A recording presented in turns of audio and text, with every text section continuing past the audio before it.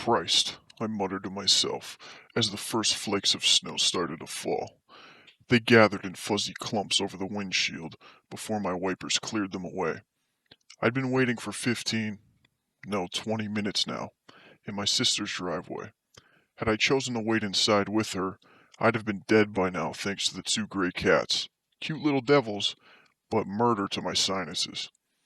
Puffy eyes and a clogged up throat, that's just what I needed.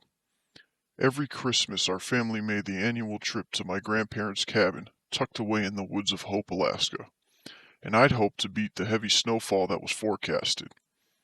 Since my sister's license was suspended from a DUI, here I was, a hostage to time, with my finger tapping anxiously on the steering wheel. When my mother had asked me to be the one to grab my sister, I had honestly dreaded it from the start. It wasn't that we hated one another. We just weren't as close anymore. After decades of constant arguments and bitter disagreements, we became distant, and our relationship fizzled. Yes, we were siblings, but it felt more accurate to call us the residue of what siblings once were. Finally, like the gates of Valhalla, her front door opened, and out she came. Her hair was forest green. The last time I seen her had been white. The time before that, it was violet. Got everything? I asked as she clambered her way into the passenger seat. She responded as she adjusted her glasses and stuffed a few bags in the back seat. And just like that, we were off. Hope was about a 30-minute drive, and it didn't take long for the awkward silence to inflate between us. It didn't help that the radio didn't work in my car, and that the broken auxiliary port made your music sound like it was having a seizure.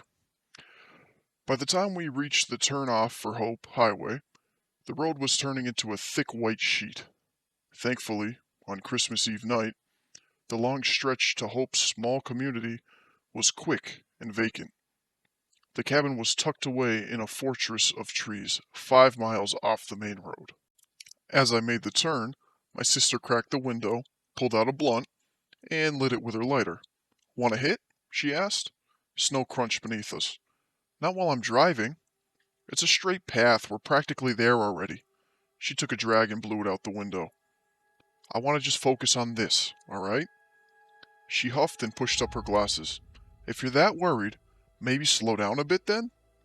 There was the jab, a piece of bait to lure me into another fight. But I wasn't going to bite. Not this time. She can live with us getting there a little faster. The drive was almost over, and soon I'd be in a warm living room with my feet up, a spiked eggnog in my hand, and Bobby Helms's Jingle Bell Rock in the air. I could already hear Uncle Jed spouting off one of his crude jokes. "Why does Santa Claus have such a big—" "Dude!" my sister shrieked, jabbing a finger in my side and whipping my mind back to the windshield. The car had just finished winding around the thick trail. The large body of a reindeer stood in our path, eyes wide open and blank. It didn't move as the high beams found it. Snapped into a panic, I twisted the wheels into a desperate swerve. The car veered greasily into the side of a fine spray of slosh. The reindeer, also known as a caribou, remained still, even as the bumper soared inches from its nose. We came into a crunching halt off the main path. "Jesus," I sighed, blessed with relief. "Did we hit it?"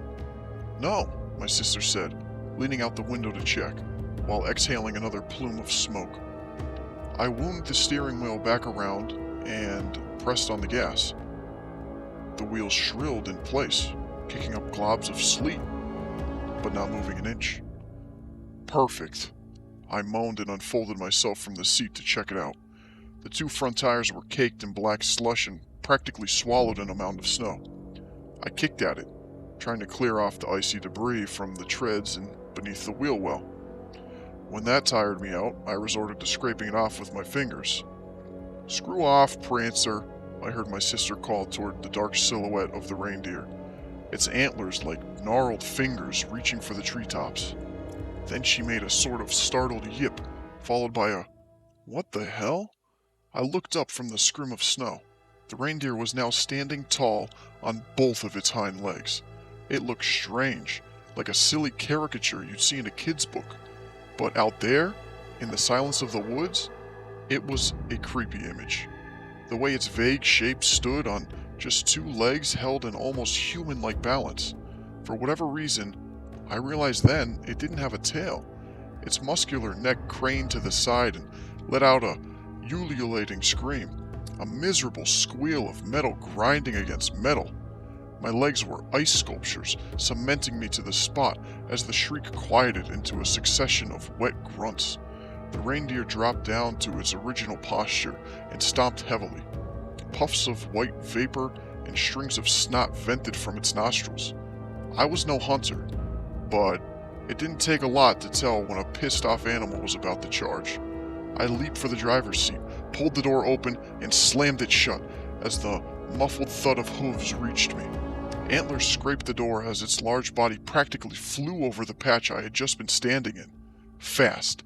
Very fast.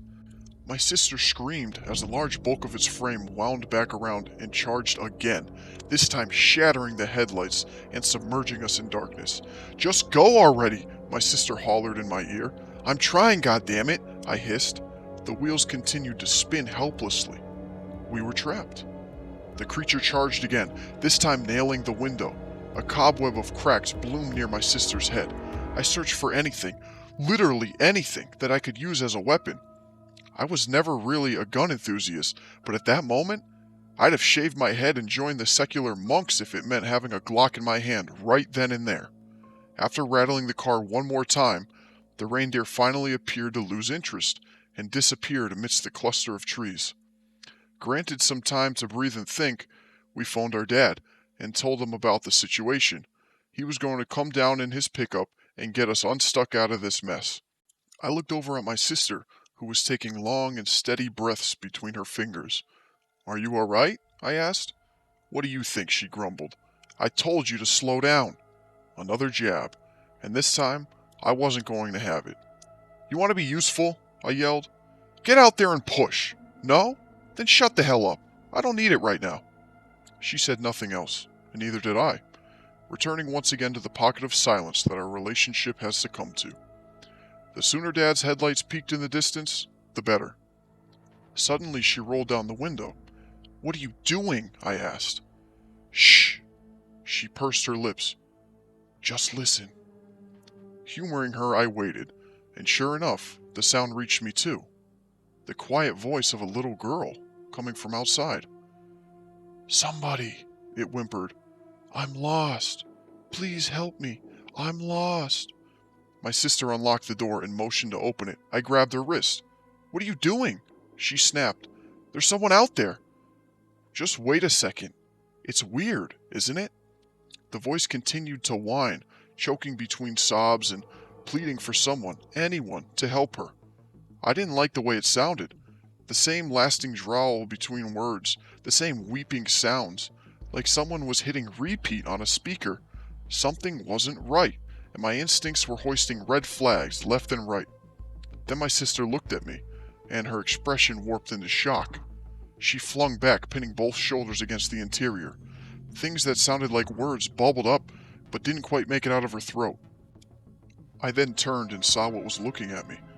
It had the face of a man, surrounded by the mottled fur of a caribou's body. The skin was a mummified brown color, wound tightly around its long skull like old, crinkled leather.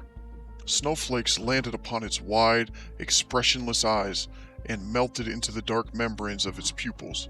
It circled the car, bobbing its antlers and fogging up the windows as it peered inside. My heart shook the walls of my throat. I locked eyes with my sister, unable to say anything behind the sheer disbelief. I should have grabbed my phone, snapped the photo, recorded a video, anything. But my thoughts were jangled. It then let out that same horrible scream, but I didn't see its tight, contorted lips open. The sound was coming from its neck. Small, fleshy orifices, flapping open like mouths, were converting this high-pitched shrill into the mimicked cry of a little girl. "Help me. I'm lost. Help me." Headlights glazed the area. My father's pickup came into view, paving its way down the path. The reindeer, or whatever the hell it was, ran off. vanishing once again into the snow-covered thicket. Nobody believed us. Why would they? If anybody had told me that story, I would have assumed they were hopped up on some crazy psychedelic. But the reality of what I saw was cold, and it was something I still to this day cannot fully swallow.